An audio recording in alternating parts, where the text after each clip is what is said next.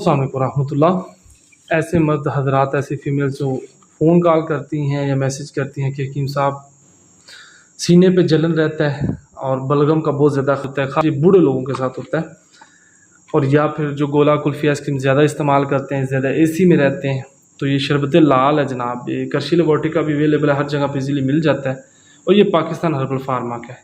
बेहतरीन रिज़ल्ट है। ऐसे लोग, ऊपर इसने लिखा भी है फ़ायद इसके मुंजमद बलगम को खारिज करने, नज़ला ज़ुकाम और खांसी का मुकम्मल इलाज, अखराज बलगम, फेफड़ों की कमज़ोरी, निज़ाम तनफ़ुस की ख़राबियों, सांस की तंगी, हवा की नालियों की खुश्की, खशनूत के लिए मुफीद और मौसर है। ठीक है, अगर मेरे कैमरे ने आपको दिखाया हो तो बेहतरीन रिज़ल्ट है। लाल शरबत 1 बोतल काफ़ी है। इस्तेमाल इसका नीम गर्म पानी लेना है, उसके अंदर 2 से 3 चम्मच इसके मिलाने हैं, जैसे चाय पीते हैं गरम गरम वैसे इसको पीना है। ठीक है, बफजले खुदा एक से दूसरे कप पे बलगम का खराज होना शुरू हो जाएगा। जो सांस की रुकावट है, दमे का प्रॉब्लम है, तो इंशाल्लाह इसके साथ बेहतरीन रिज़ल्ट है इसका।